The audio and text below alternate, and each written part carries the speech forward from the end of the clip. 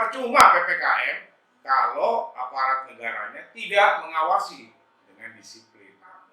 Kalau efektif COVID turun, ekonomi naik. Ya kan? Ini ekonomi karena PPKM turun, COVID-nya naik. Ya, karena kalau ditutup semua ambruk ekonominya.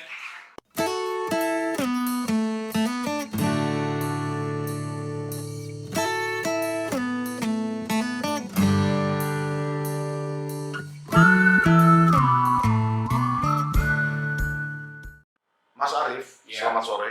Pada sore hari ini kami ingin mengetahui pandangan Mas Arief tentang pemberlakuan pembatasan kegiatan masyarakat untuk menghadapi COVID. Menurut Mas Arief sendiri bagaimana?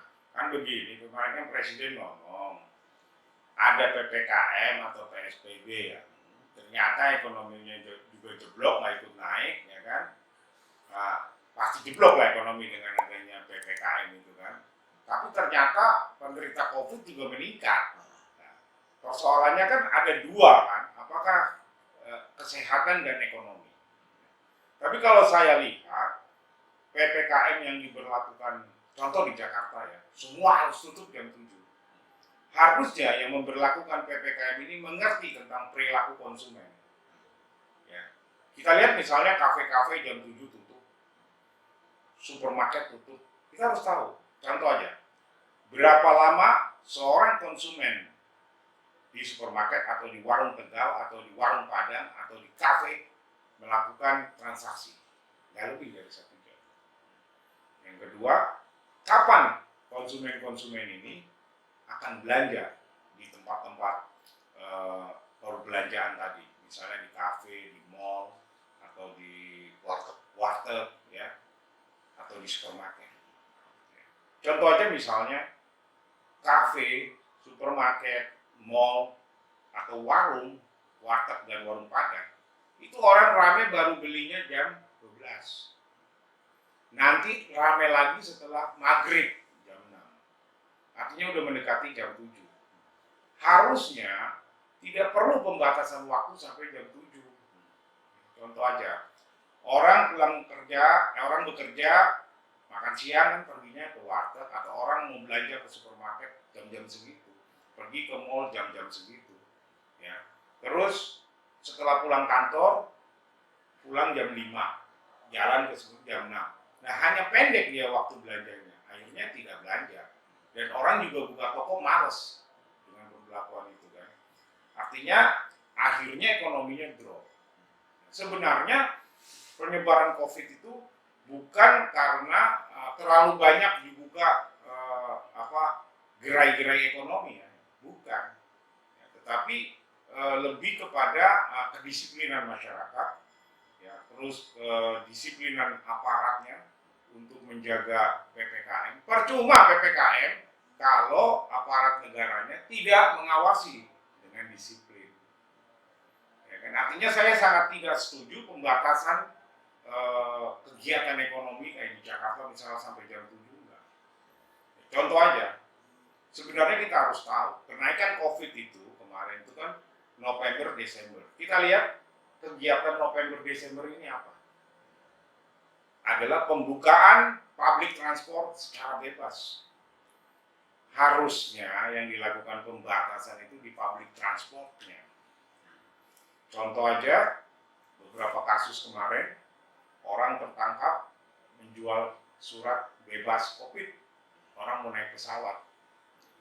Bayangkan, ini sudah terjadi beberapa waktu. Ya kan? Terus penumpang pesawat membludak. Coba lihat aja grafik kenaikan penumpang pesawat, grafik penumpang kenaikan bus, grafik penumpang kenaikan kereta api.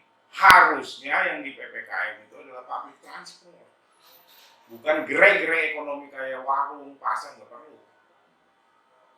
Karena kalau di sebuah transportasi publik, misalnya bus, kan terkungkung orang di dalam. Misalnya bus AC, dia perjalanan ke daerah bisa 4 jam, 6 jam. Disitulah virus. Pesawat, disitulah virus.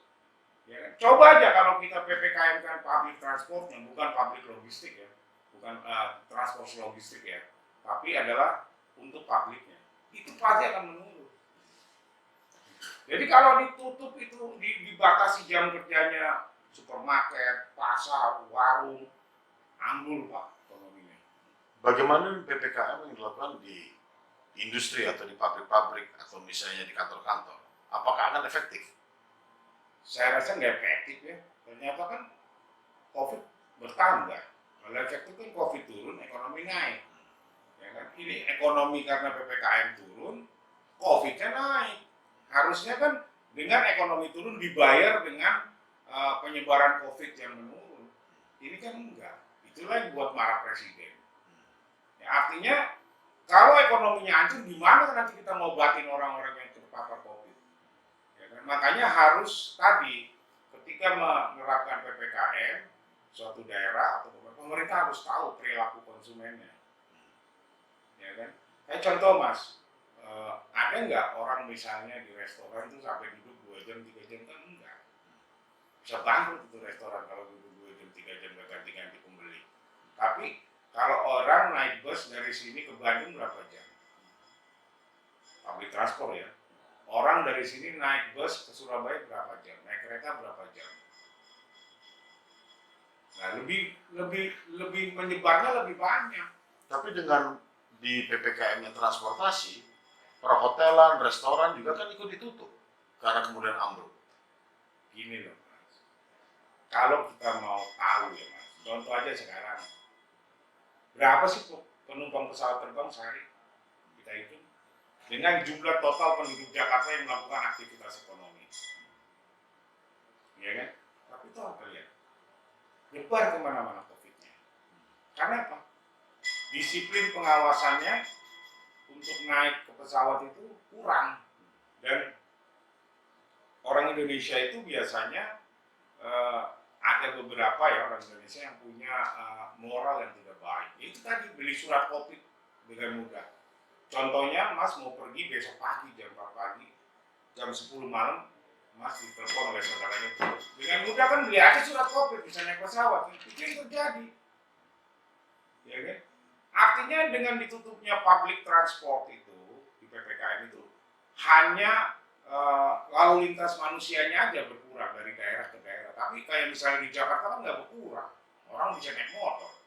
Hanya orang Jakarta yang mau ke Surabaya aja nggak bisa naik public transport, terpaksa dia naik mobil pribadi. Nah kalau naik mobil pribadi kan paling berdua bertiga, kalau kena kan cuma berdua bertiga. Tapi kalau satu orang kena naik bus Mas, 100 orang Pak kena. Gitu.